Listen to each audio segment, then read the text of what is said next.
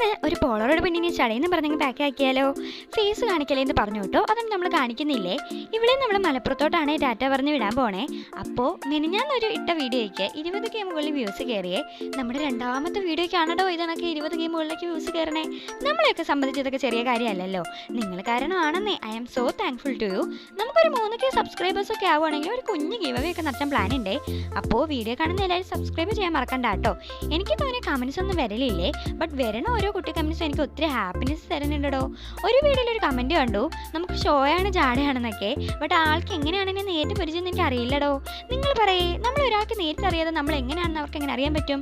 But ഇട്ടാലും എനിക്ക് കുഴപ്പമില്ല കേട്ടോ. എനിക്ക് ഇഷ്ടമാണോ ഇങ്ങനെ കമൻറ്റൊക്കെ വായിച്ചിരിക്കാൻ. അപ്പോൾ കാര്യം പറഞ്ഞിരുന്ന പാക്കിങ് കഴിഞ്ഞാലും നമ്മൾ അറിഞ്ഞില്ല അല്ലേ. അപ്പോൾ നിങ്ങൾക്കും പോകാൻ ടൈമായി, ഇവൾക്ക് മലപ്പുറത്തോട്ട് പോകാനും ടൈമായി. അപ്പോൾ ഇഷ്ടപ്പെട്ട ഒരു ലൈക്കും സബ്സ്ക്രൈബും കമൻറ്റും ഒക്കെ ഇട്ടിട്ട് പൊക്കോന്നേ. Bye bye, tata, see U.